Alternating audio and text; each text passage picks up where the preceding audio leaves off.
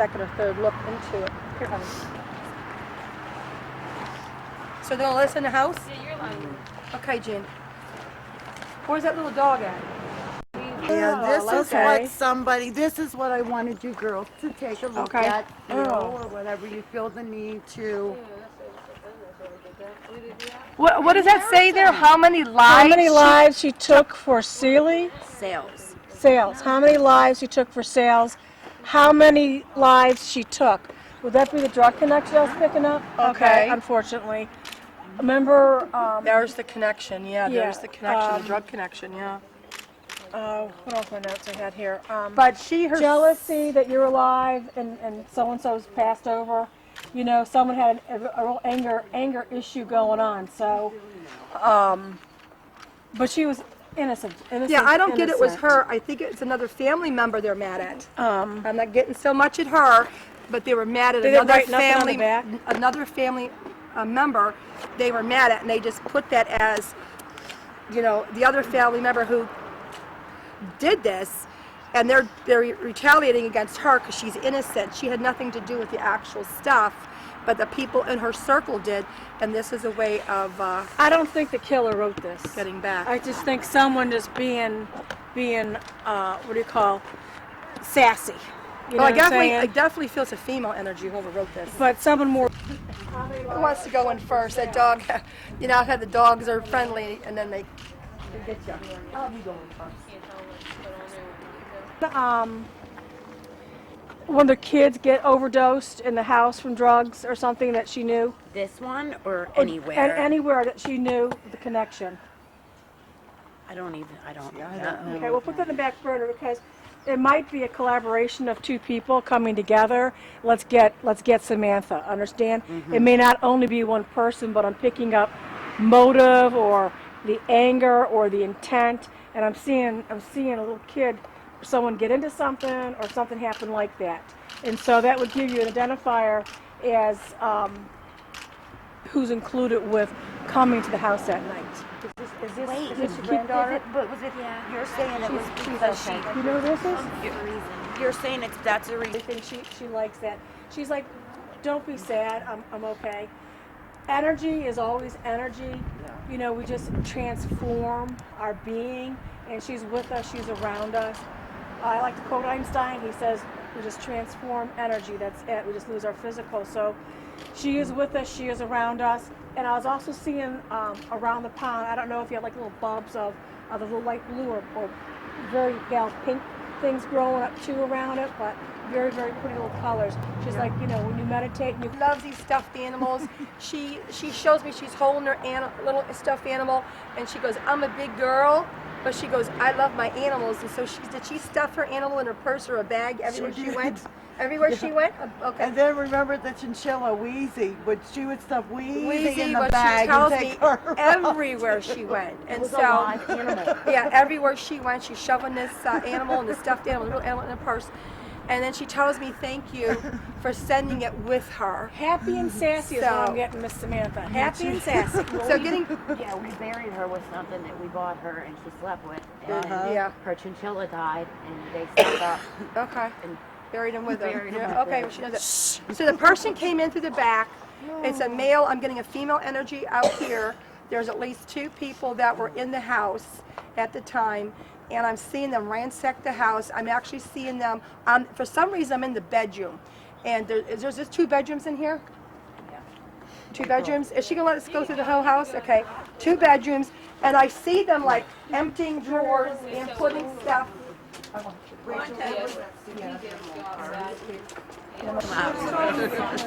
Susie, Samantha just told me what she buried her with, and she acknowledged it. Little Squirrel. Oh, the little squirrel. Well, I seen this.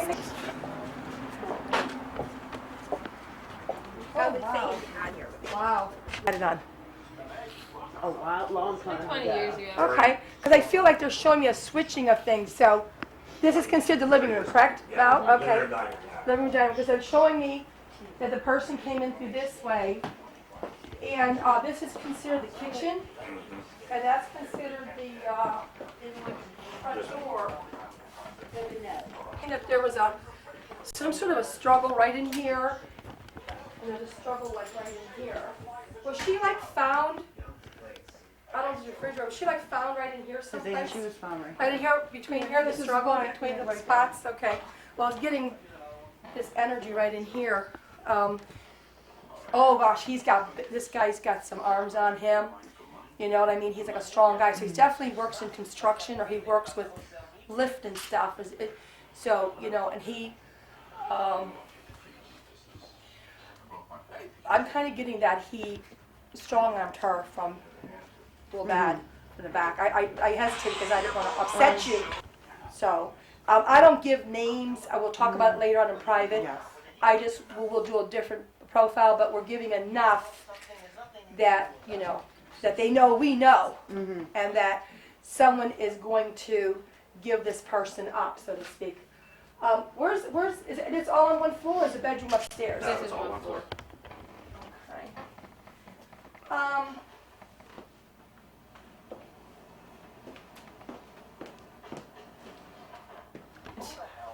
I really feel it has to do with money and some stuff that was in some sort of a lockbox or some sort of a box, but they're looking for keys. And they think that Samantha knows about these keys, and really, it's a family member who knows about it. It's not Samantha so much.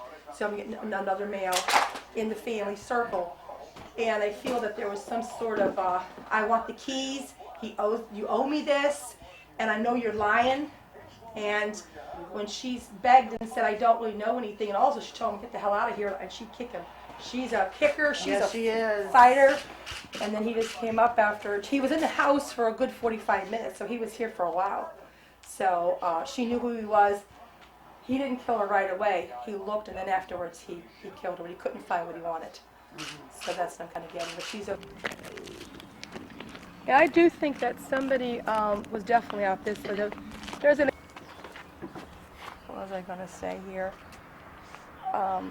Your son knows who he is too. Guys will put they went by or something.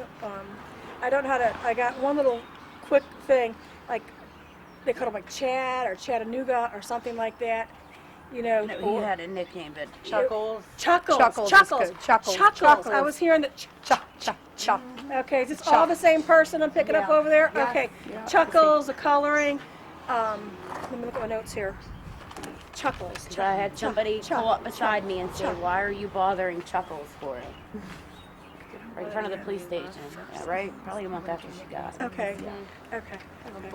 You got to give these to law enforcement. Yeah, you got to give this to law enforcement. And, got to give it to law enforcement. All we do is we are getting a vision or quick flash of who we think did it, getting some names that, you know, but it's, you know, we'll talk about it later on in more detail, so that law enforcement actually puts the profile together and decide this is where we're going to spend our resources at. And it will be solved. And it will be solved. Do you know, do you have a time? I feel the door's opened now. It could be any time going forward now. I do see the closure aspect of it, and that's what I'm getting, a good 80%. Closure. She's showing me we're going to get the closure we need. So that tells me that you know, there must be some kind of DNA evidence or some kind of items or a actual witness that'll come forward and say, I was there that night. A little plea bargaining because of all the money and drug connections. Someone might be now in jail saying, listen, I don't want to do all this time. I know information. So it might come across like a plea bargain type of thing. Is what I'm getting. And they can always contact us if they don't want to go to the police. They can, you know, Google us, or they can contact us and give us any kind of names or more information. You know, they can feel free to, you know, to hit the website or to, you know, to email, and they can be anonymous. Just give us the name, give us a description of what you know. But we're getting several other identifiers and other images that we're going to share with you afterwards. Yeah. Excuse me. What is your website? SuzanneVincent.com, PsychicVincentSisters.com. That would be fine. But this will get solved, and the people who are accountable, it will be solved. I have images, I have more identifiers I'm going to give to law enforcement, so they know how to do their job. We're just a tool to help with everything, and the cop needs to go knock on the door and make a couple arrests here, and I think that'll be happening. And I do still feel that she's got either hair strands or something that they have, or DNA that they can match with this person. Because she said, I got him, I scratched him, I pulled his hair, and she was a tiger. And she says there's something there. So hard she broke her fingers. She broke her fingers and broke her ankle. Okay, because she's telling me that she definitely left evidence behind, and law enforcement needs to pursue that for her and to bring justice for her, for Samantha. But she's telling me that I pulling and fighting like a tiger, and so, but she lets me know she is okay, and she's around us here.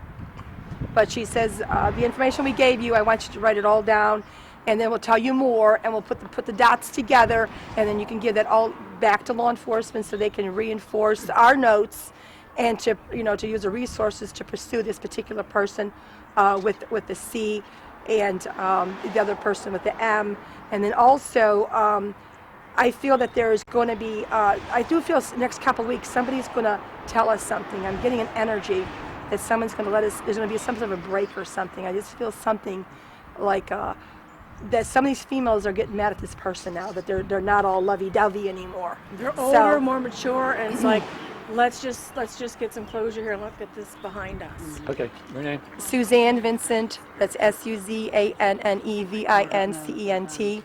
Suzanne Vincent. This is my. I'm Jean McKenzie. This is my Vincent. sister. Same mom, same dad.